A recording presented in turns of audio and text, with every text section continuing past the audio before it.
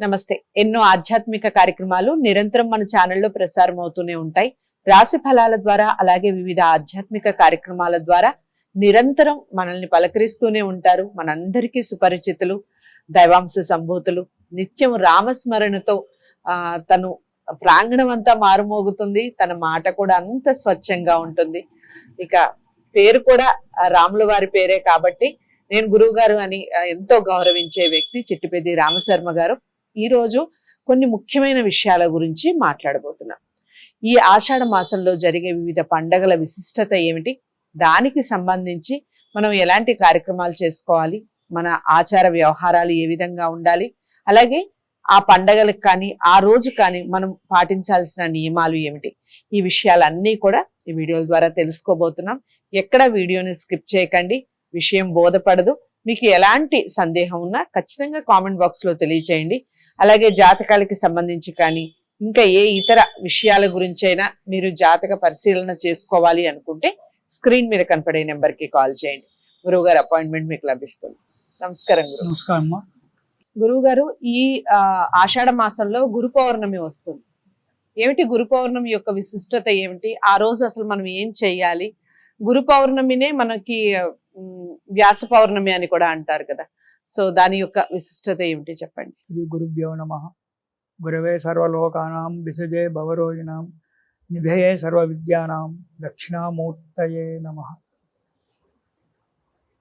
మనకు ఆషాఢ మాసాలలో ముఖ్యంగా చెప్పుకోదగినటువంటిది గురు పౌర్ణిమ.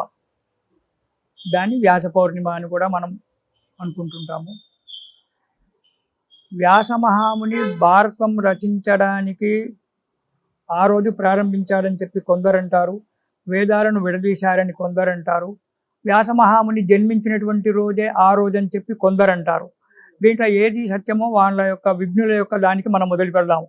అంత పరిశోధనా శక్తి మన దగ్గర లేదు, దాన్ని మనం పరిశోధన చేయలేము. ఆ విఘ్నులు ఇద్దరు మహానుభావులు దాన్ని పరిశోధన చేయాలి. రకరకాల ఏది ఏమైనా అది వ్యాసునికి సంబంధించినటువంటి ఒక కాబట్టి ఆషాఢ పౌర్ణిమ గురు పౌర్ణిమ.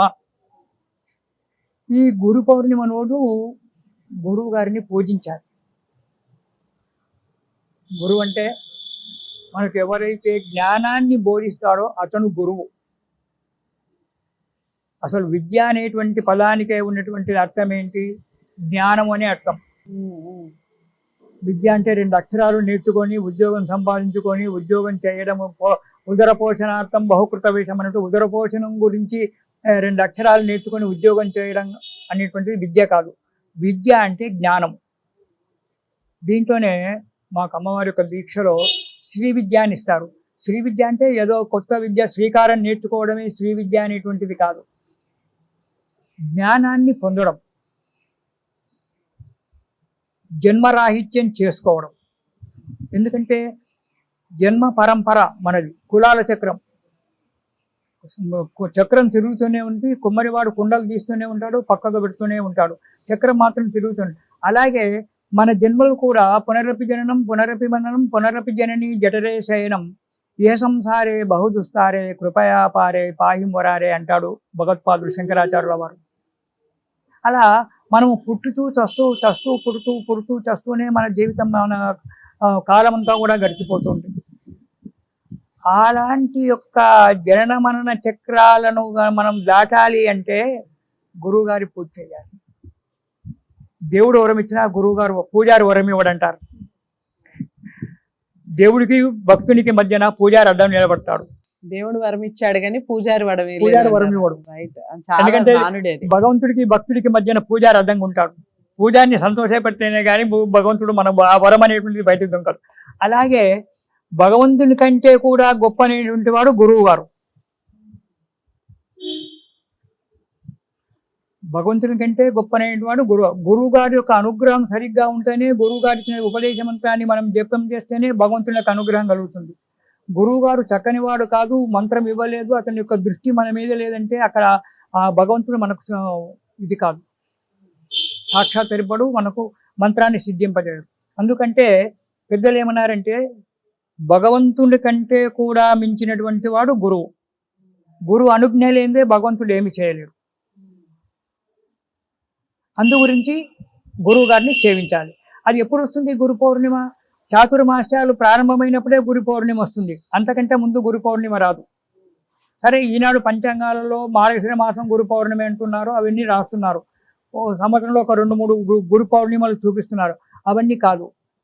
ఒక్క ఆషాఢ మాసంలో చాతుర్మాస్యం ప్రారంభమైనటువంటి ఒక మొదటి పౌర్ణమనే గురు పౌర్ణమి. ఇది వ్యాస మహామునికి సంబంధించినటువంటి ఆ రోజు వ్యాసుడు గురువు గారు. ఎందుకంటే బ్రహ్మదేవుడు ఒకటే వేదంగా చెప్పినటువంటి ఒక వేదాన్ని వ్యాస మహాముని ఈ గురు పౌర్ణిమ నాడు 4 భాగాలుగా విభజించి ఋగ్వేద, యజుర్వేద, సామవేద, అధర్వణ వేదాలని చెప్పి 4 వేదాలుగా విభజించి 4 శిష్యులకు వాటిని ఒప్పచెప్పి దేశమంతా కూడా వీటిని ప్రచారం చెయ్యండి అని చెప్పాడు అని గురు పౌర్ణమి నాడు చెప్పాడని చెప్పి కొందరు పెద్దలు మనకు చెప్తూ ఉంటారు. అయితే ఈనాడు వేదాలు విభజన జరిగినాయి. వ్యాసుడు పుట్టినరోజు ఇదే రోజు, భారతం రచించేటువంటి ఒక ప్రారంభం రోజు ఇదే రోజు. మనం ఏది అనుకున్నా వ్యాసుడు మనకు ముఖ్యమైనటువంటి వాడు. అందుకే దాన్ని వ్యాస పౌర్ణిమ అన్నారు. 3 రకాలుగా మనం ఏది అనేది నిర్ణయం చేయలేం కాబట్టి వ్యాసుడు బర్త్డేనే కావచ్చు, పుట్టినరోజే కావచ్చు, లేదా భారతం రచనకు మొదటి రోజే కావచ్చు, ఏదైనా లేదా వేదాలు విభజించిన రోజే కావచ్చు, ఏదైనా వ్యాసుందే కాబట్టి ఇది వ్యాస పౌర్ణిమ. ఈరోజు వ్యాసుని యొక్క చిత్రపటం పెట్టుకొని వ్యాసుని పూజ చేయడము, లేదా ప్రత్యక్షంగా గురువు గారికి పూజ చేసుకోవడము. అంటే వ్యాసుడే కావాలని కాదు, వ్యాసో నారాయణో హరి, వ్యాసుడు నారాయణమూర్తి యొక్క అవతారం. వ్యాసాయ విష్ణు రూపాయ వ్యాసరూపాయ విష్ణవే, వ్యాసుడే విష్ణువే వ్యాసునిగా జన్మించాడు, వ్యాసుడే విష్ణు రూపం, అతడే నారాయణ రూపం. కాబట్టి అతను మనకు విద్య నేర్పించినటువంటి ఒక గురువు ఎవరైతే ఉన్నారో ఆ గురువు గారికి ఆ రోజు పూజలు చేసుకోవడము, ఆ గురువు గారి యొక్క అనుగ్రహాన్ని పొందడం. గురువుగారి అనుగ్రహం ఎలా ఉంటుందో చెప్పాలంటే చాలా ఇదమ్మా. నా యొక్క అనుభవంలో నేను చెప్తున్నాను. నా గురువుగారు కాలధర్మాన్ని చెంది ఒక 25 సంవత్సరాల పైన అవుతుంది. కానీ ఈనాటికి కూడా నేను నాకేదైనా సమస్య ఉన్నట్టయితే రాత్రి పడుకునేటప్పుడు గురువుగారికి నమస్కారం చేసి మనసారా నమస్కారం చేసుకొని నాకు ఈ సమస్య దానికి ఉపాయం దొరకడం లేదు గురువుగారు అని చెప్పి కళ్ళు ధ్యానం చేసుకుంటూ పడుకుంటే ఆ రాత్రి నాకు స్వప్నంలో వచ్చి నా గురువుగారు ఆ సమస్యకు పరిష్కారం చెప్తాడమ్మా. ఇప్పుడు కూడా గురువుగారి యొక్క అనుగ్రహం అలా ఉంటుంది. నాకు భగవంతుడు ఎప్పుడు కనబడలేదు. నాకు ఇప్పుడు 77 సంవత్సరాల వయసు, కనీసం నేను ఒక 22 సంవత్సరాల వయసు అప్పటి నుంచి అమ్మవారి యొక్క సేవ చేస్తున్నాను. కానీ నాకు అమ్మవారు ఎప్పుడు కనబడలేదు. నా గురువుగారు మాత్రం నాకు ఎప్పుడు తలుచుకుంటే అప్పుడు కనపడతాం.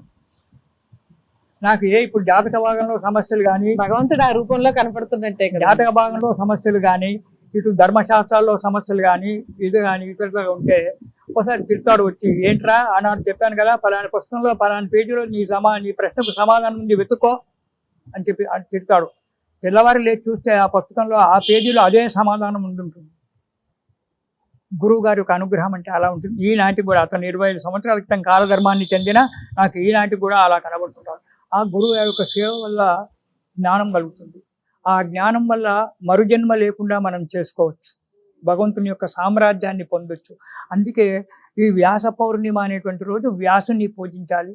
వ్యాసుడు మనకు లేడు కాబట్టి మనకు వ్యాస రూపకంగా ఉన్నటువంటి యొక్క మనకు ప్రధానమైన ఒక గురువు గారిని సేవ చేయడము, లేదా స్వామీజీలు ఉన్నారు, జగద్గురు శంకరాచార్య పీఠం ఉంది, అహోబిల పీఠము, ఇలా సచ్చిదానంద పీఠాలు ఎన్నో ఉన్నాయి. ఆ పీఠములో ఉండబడేటువంటి వాళ్ళు ఒక రకంగా వ్యాసులే కాబట్టి, గురువులే కాబట్టి వాళ్ళకు సేవ చేసుకోవడము, వాళ్ళను పూజించడము, వాళ్ళ యొక్క అనుగ్రహాన్ని పొందడం అనేటువంటిది చేసుకోవాలి. ఈ గురు పౌర్ణిమ నాడు మనం ఇది చేసుకున్నట్టయితే ఆ గురువు గారి యొక్క అనుగ్రహం కలుగుతుంది. మనకు జ్ఞాన సముపార్జనార్థం మనకు అసలు విద్యాభ్యాసం చేసేటప్పుడు శాస్త్రంలో ఏం చెప్పాడంటే, అక్షరాభ్యాసం చేసేటప్పుడు ఏబిసిడీలు పెట్టించమని చెప్పలేదు. అక్కడ సంకల్పం బ్రాహ్మడు ఏం చెప్పాలి అంటే, జ్ఞాన సముపార్జనార్థం విద్యాభ్యాసం కరిష్యే, జ్ఞానాన్ని పొందడానికి విద్యాభ్యాసం చేయాలి కానీ పొట్టకూటి గురించి అక్షరాభ్యాసం కాదురా నాయన అని చెప్పాడు. జ్ఞానాన్ని పొందడానికి గ్రంథాలు చదవాలంటే అక్షరాలు రావాలి. ఆ గ్రంథాలు చదవడానికి ఇది అలా చేసుకొని ఒక మంచి గురువును, ఈనాడు బోధ గురువుల కంటే బాల గురువులు చాలామంది అయిపోయినారు. అలాంటి బాల గురువులను పట్టుకోకుండా బోధ గురువులను మాత్రం పట్టుకొని ఆ స్వామి వారి యొక్క వాళ్ళ యొక్క సేవ చేసి గురు పౌర్ణిమ నాడు చేసుకొని మనకు ఆ గురువు గారి యొక్క అనుగ్రహం పొందాలి. మనకు ఎంతో చేస్తున్నారు. ఈనాడు సాయిబాబాను పెట్టుకొని ఎంతో ఆ రోజు సాయిబాబాకు కూడా ఘనంగా పూజలు చేస్తుంటారు. ఇటు జగద్గురు శంకర పీఠంలో ఆది శంకరాచార్యునికి కూడా పూజలు చేస్తూ ఉంటారు. అలాంటి భగవత్పాదులను మనం సేవ చేసుకోవడం వల్ల గురు పౌర్ణిమ అవుతుంది. ఈ గురు పౌర్ణిమ విశిష్టత ఇది గురువు అనుగ్రహాన్ని పొందినప్పుడే మనకు జ్ఞాన సముపార్జన జ్ఞానం కలుగుతుంది. అలాంటి గురు యొక్క అనుగ్రహం పొందడానికి ఆషాఢ మాసంలో చాతుర్మాస్యాలు అయిన తర్వాత మొట్టమొదటి యొక్క పౌర్ణిమనే వ్యాస పౌర్ణిమ, అదే గురు పౌర్ణిమ. ఇది మనకు ఆషాఢ మాసంలో వచ్చేటువంటి ఒక పండగ. దీన్ని గురు పౌర్ణిమ చేసుకొని సంతోషంగా మనకు నచ్చిన గురువును ఎవరైనా చేసుకో, ఈ పలాని వ్యక్తిని చేయాలంటే ఒక నిర్ణయం ఏం లేదు. నీ మనసుకు నచ్చినటువంటి ఒక గురువును మనసారా వేడుకున్నట్టయితే అతని యొక్క అనుగ్రహం వల్ల సుఖ సంతోషాలతో మనము జీవిస్తాం తల్లి. రైట్, చాలా బాగా చెప్పారు. మరి మీకు ఎవరు గురువులు? మీకు ఎవరైనా గురువులు ఉన్నారా? ఉంటే మీరు ఇంతవరకు ఎలాంటి పూజలు చేశారు? ఇక ఇప్పటి వరకు ఇక్కడ నుంచి ఎలా పూజించుకోవాలి? దానివల్ల వచ్చే ప్రతిఫలం ఏ విధంగా ఉంటుంది? గురువు గారు తనకి జరిగినటువంటి తన జీవితంలో జరిగేటటువంటి ముఖ్యమైన ఘట్టాలకి తన గురువే కారణం అన్నట్టుగా చెప్పారు. మీరు ఈ విషయం గురించి ఎంతవరకు ఆచరిస్తున్నారు అనేది ఖచ్చితంగా కామెంట్ బాక్స్ లో తెలియజేస్తూ, ఇంకా డౌట్స్ ఏమన్నా ఉంటే స్క్రీన్ మీద కనపడే నెంబర్కి కాల్ చేయండి. గురు పౌర్ణమిని అందరూ కూడా చాలా భక్తి శ్రద్ధలతో తమ గురువుల్ని పూజించుకోవాలని కోరుకుంటుంది ఛానల్. సో ఇలాంటి విషయాల గురించి మరిన్ని కార్యక్రమాలు చేసే ప్రయత్నం చేస్తాను. వీడియోని లైక్ చేసి షేర్ చేయండి, ఛానల్ని సబ్స్క్రైబ్ చేసుకోండి.